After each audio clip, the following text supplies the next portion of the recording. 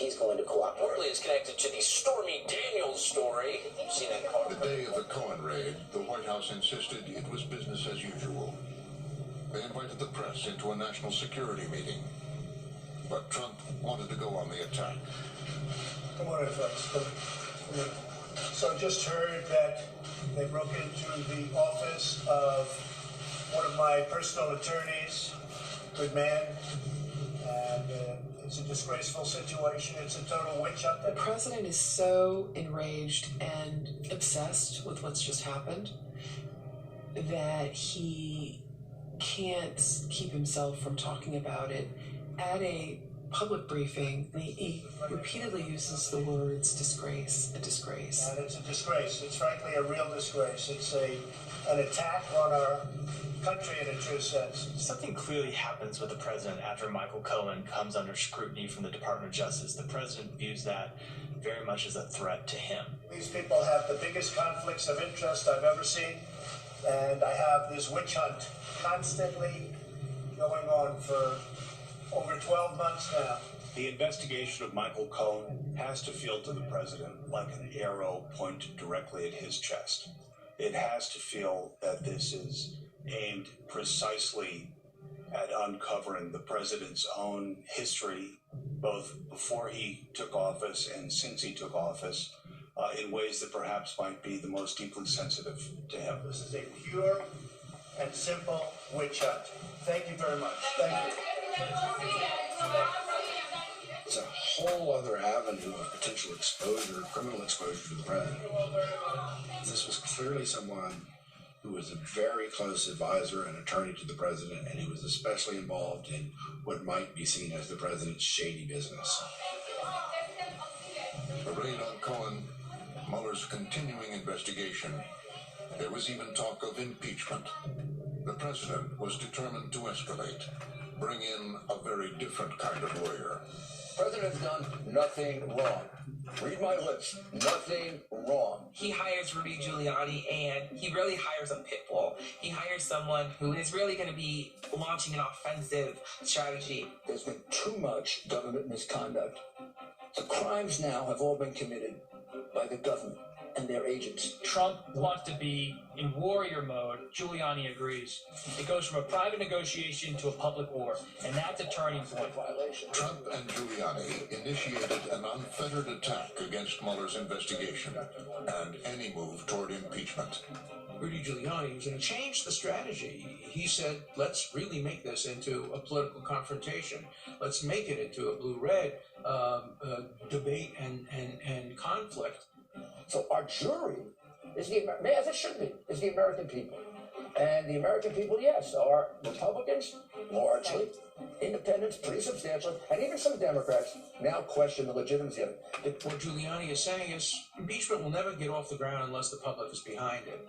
This is a Fox News alert. President Trump is getting set to leave the White House. In order to protect himself, He didn't take his message to the voters. the president worked to undermine public confidence in the Justice Department and the FBI. Campaign rally style speech. One thing we know about this president, he doesn't care about collateral damage.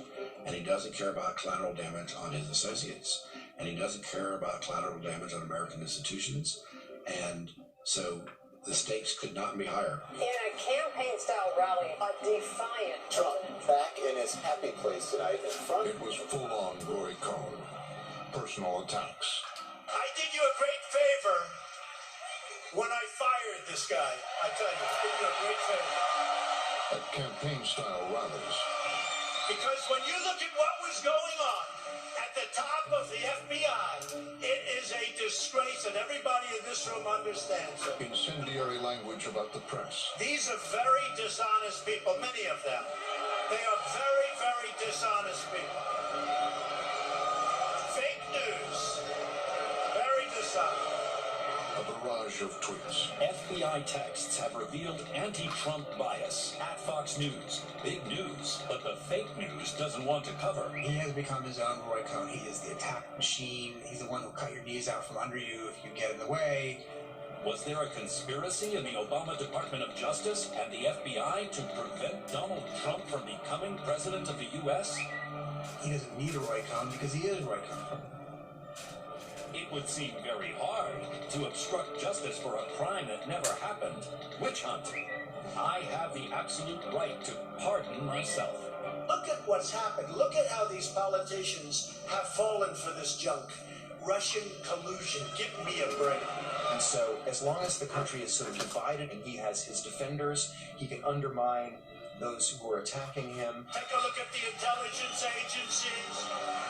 Honestly, folks, let me tell you, it's a disgrace. We got to get back down to business. It's a disgrace. It's basically a kind of divide and conquer kind of strategy. If we can stay in this kind of divided state, there will never be enough consensus behind the idea of impeachment to actually drive it forward.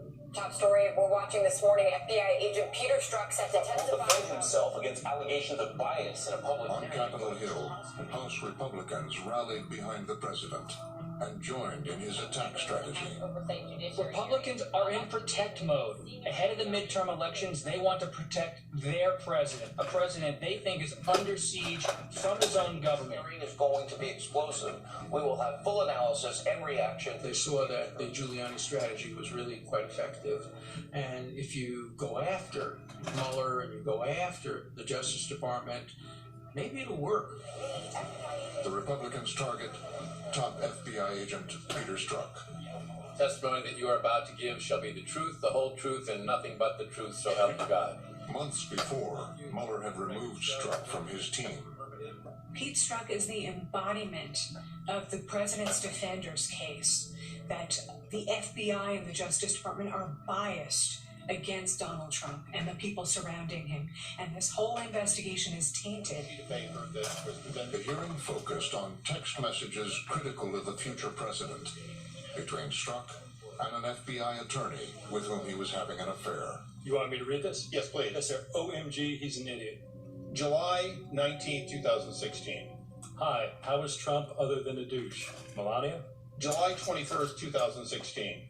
Trump is a disaster. I have no idea how destabilizing his presidency would be. Ms. Page said, not ever going to become president, right? Right?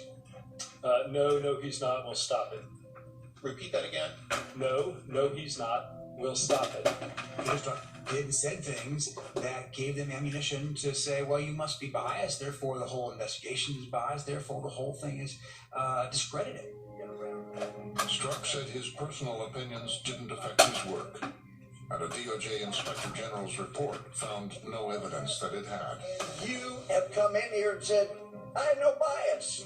And you do it with a straight face. And I watched you in the private testimony you gave. And I told some of the other guys, he is really good. He's lying. He knows, we know he's lying. And he can probably pass a polygraph. It's amazing. Mr. Chairman. Mr. Chairman, I'm sorry, it was an outcry of the Republican base, fed up with the establishment. A government was at war with itself in that moment. And Louis Gohmert was the congressman who personified that battle. My time. That's a gentleman from Rhode Island will suspend. No, the disgrace, what this man has done. The gentleman from Texas will suspend for a There moment. is the disgrace. And it won't be recaptured anytime soon because of the damage you've done to the justice system. And I can't help but wonder when I see you looking there with a little smirk, how many times did you look so innocent into your wife's eye and lie to her about Lisa? Mr. Chairman, this is outrageous. Credibility of the witness is always an issue. Mr. Chairman, please, You know, Chairman, this is intolerable. Harassing the witness. wrong with that? You need some medication. Peter Strzok becomes a perfect exemplar for them. The symbol of all that they can attach to this, cabal on top of the FBI. Chaos on Capitol Hill. The circus landed in The D.C. fireworks on Capitol Hill unfolding on live TV at times. Republicans and Democrats clashing on Capitol Hill today in the nth degree. Republicans were now joining Trump's war against Mueller, the Justice Department, the FBI, and the threat of impeachment. Trump has stronger support among Republicans than just about any president of the last 8. He's caused a lot of politicians to cower for him. Politicians who otherwise are people of integrity and otherwise don't agree with any of this, and they've gone along because he controls the politics of his party, including their ability to get reelected. It's really an amazing thing.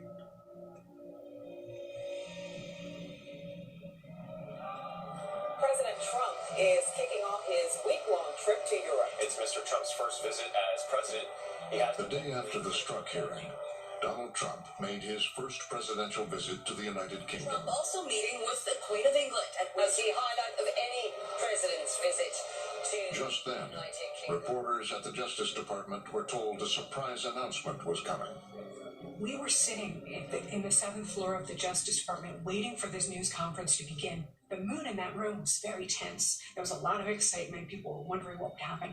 And on the screen was CNN footage. Right now. Let me just stop you there. The Deputy Attorney General is speaking in Washington. Fascinating. Let's listen in. 11 of the defendants are charged with conspiring to hack into computers, steal documents, and release those documents with the intent to interfere in the election. Rod Rosenstein came out and said, we have identified Russian GRU officers down to the offices where they sat and their exact names. According to the allegations It of was the a remarkable moment. the defendants worked for 2 units of the main intelligence directorate of the Russian General Staff, known as GRU. I can't remember a split screen moment quite like this. You have on one side the President of the United States visiting the Queen of England, and on the other side of the screen is Rod Rosenstein. A movie maker couldn't have scripted this more extraordinary. A nearly 30-page indictment laid out the details of the Russian hacking of the 2016 election. In granular detail, Unit 74455 was located at 22 Kirova Street, Khimki, Moscow. A building the conspirators activated ex-agents keylog and screenshot function between 4:19 p.m. and 4:56 p.m. searched for certain words and phrases. It is by far the most extensive evidence laid out publicly that almost makes it irrefutable that Russia did do this. the indictments were the work of Special Counsel Robert Mueller. After a year of listening to Trump say this is all a witch hunt, this is all fake news, nothing is real, there was no collusion, here's Mueller's answer. Oh, really? Look at this. Look what we have. We confront foreign interference in American elections. It's important for us to avoid thinking politically as Republicans or Democrats, and instead to think patriotically as Americans. Rosenstein, I'm quite sure, enjoyed going out there with an affirmation of Justice Department independence to be able to announce these indictments about something that Trump says is a witch hunt. He's been trashing this investigation for over a year. What a statement of DOJ independence. Well, you've been listening to the Deputy Attorney General with a news conference timed literally as the US President and his wife were walking into Windsor Castle for tea. The Deputy Attorney General... It was a dramatic scene, and for President Trump, yet again, the cloud, as he calls it, hangs over his entire presidency. That he doesn't really understand where it's going or what's coming next, and if it's coming for him. With tensions between the U.S. and Russia at the highest level since the Cold War. President Trump's Helsinki summit with President Vladimir Putin. 3 days later, in his first one-on-one summit with Vladimir Putin, President Trump showed little concern about the indictment of the Russian officers. We've been waiting for now for quite some time. It is very testy in here. I think everybody in the room knew that there was the potential that we were going to be witnessing something extraordinary. Then they came forward. On television around the world, they would answer a few questions. President Trump is standing next to the person who intelligence agencies say ordered the hacking and the meddling of our elections. I have just concluded a meeting with President Putin on a wide range of critical issues for both of our countries. Staff has no idea what's going to happen, obviously. The president doesn't stick to the script, so you never know for sure what he's going to say. Mr. President, you tweeted this morning that it's U.S. foolishness, stupidity, and the Mueller probe that is responsible for the decline in U.S. relations with Russia. Yeah, I hold both countries responsible. I think that the United States has been foolish. I think we've Albany. He launches into a monologue, a rampage about we're to blame, the Russians might be to blame, but we're also to blame. So I think that the probe is a disaster for our country. I think it's kept us apart. It's kept us separated. There was no collusion at all. Everybody knows it. President Putin denied having anything to do with the election interference in 2016. Every U.S. intelligence agency has concluded that Russia did. My first question for you, sir, is who do you believe?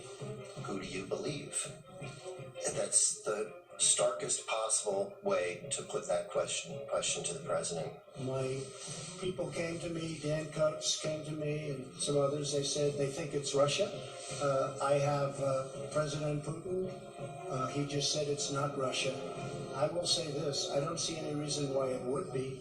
This was somebody who, only days after an indictment against Russian military officials, appeared to be siding with a foreign country as opposed to the conclusions of U.S. intelligence and U.S. law enforcement. I will tell you that President Putin was extremely strong and powerful in his denial today. But if you listen to his words, he's saying, well, my intelligence chief, Dan Coates, comes to me and says this, but Putin has told me very strongly that he didn't do it. When Trump uses the words very strongly, he's using an adjective to him that means almost more than anything. Just before the president left the stage, he had one final statement to make. And I have to say, if anybody watched Peter Strzok testify over the last couple of days, and I was in Brussels watching it, it was a disgrace to the FBI, it was a disgrace to our country, and you would say that was a total witch hunt. Thank you very much, everybody. Thank you. The President of the United States cannot let go that someone is challenging his legitimacy. Extraordinary moment in American history, something I thought I would never see. There was an immediate sense that had gone about as bad as it possibly could, that all of their efforts to corral him, prepare him for this moment, had failed to protect the administration, to protect the president from his own worst impulses. The ripples of the event that just took As the president boarded Air Force One to return to Washington, the fallout was growing. A stunning rebuke to his own U.S. Republican strategists texted me immediately, calling it a disaster. They worried that the Russia issue could now come roaring back just months ahead of the midterm elections. The negative tweets were immediate and overwhelming. Former CIA Director John Brennan called it treasonous. Republican Senators John McCain, Jeff Flake, and Bob Corker, and dozens of other congressional Republicans were strongly critical.